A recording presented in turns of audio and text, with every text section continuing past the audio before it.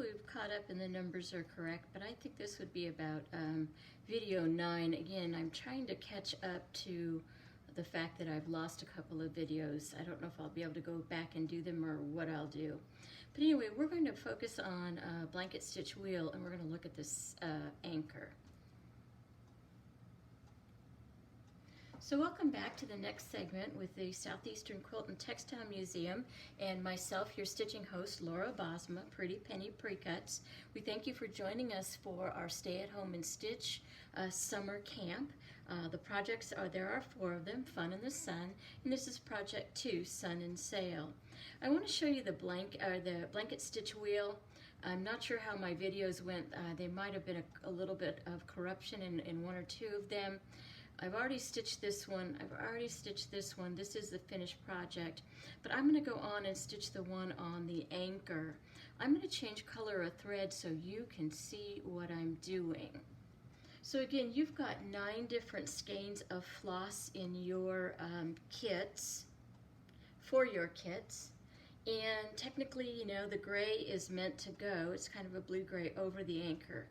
But so that you can see what I'm doing, I'm actually going to go ahead and stitch the anchor in our ecru or off-white thread. And I'm going to focus on doing a blanket stitch wheel here, just so I'm sure that you could see what I was doing. So anytime you've got a circular element, you've got to decide how you're going to treat it. I like the idea of a blanket stitch wheel where the spokes go all the way into the center. So that's what I'm going to focus on here. So I'm going to come up right at the base of the circle. I'm right here. And just realize anytime you're stitching in a circle, you need to really keep those stitches close together. So where sometimes you can get away with, you know, 1/8 of an inch or 1/4 of an inch apart with your blanket stitches, this one probably needs to legitimately be at about 1/16 of an inch, somewhere between 1/8 and 1/16 of an inch. I'm going to eyeball where I think the center is and call that good enough. I'm going to go in at the center. I'm going to go back underneath everything to the blue, and I'm going to again be about 1/8 of an inch from where my thread started and where my needle's coming up. On the back side again, you can see I went in at the center, I'm going underneath it, and then I'm coming back up at the blue. Remember with the blanket stitch, you're always keeping a circle and your needle is always coming up through that circle. And then I'm going to put the next one in. You know, technically I do try to not go through my previous stitches, so I don't want to put my needle exactly into the white part, but I want to be a thread or 2 away from it, you know, a little wool fiber or 2 away from it. And then you're just going to put that on repeat. You're going to continue to go around the circle, coming up at the perimeter right next to the gray, but you're not through the gray at the outside edge. And you're just going to keep going around. Again, keep those stitches somewhere between 1/16 and 1/18 of an inch apart, or 1/8 of an inch apart. That's pretty close, I do realize that. But the reason you're doing that is because you're asking something that by nature is actually a rather linear, straight-edged kind of stitch. You're asking it to turn. And the only way you can get it to turn is to keep those stitches close together. And I'll repeat that, you know, in a couple of things that we do throughout the project, probably more so in Project 3. But you'll just go all the way around. So let me see if I can speed up a little bit. Again, it's not easy for me to go fast for some reason.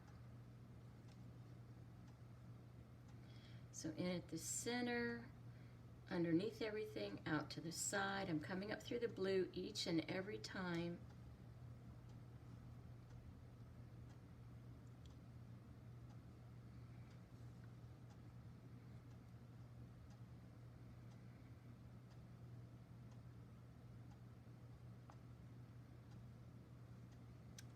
Alright, now notice if I stop there, I've got this little V portion that's kind of missing stitches.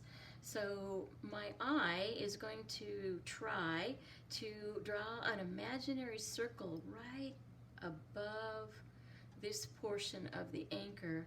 So I'm going to go in at the center. I'm going to actually come up through the gray, trying to complete that circle all the way back around to where I started. So I think I need to do just one more stitch.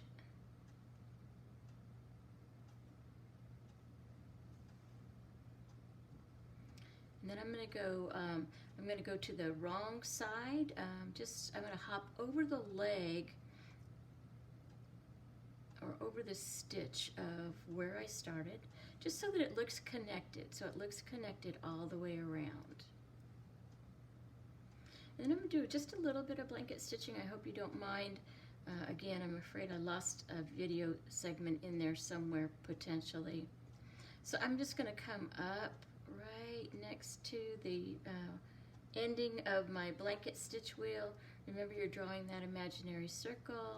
I'm going to take a bite into the gray and out at the blue, and just keep on going until I get all the way around.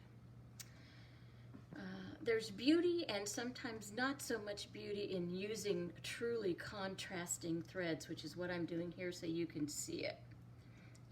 If you love the look, absolutely go for it.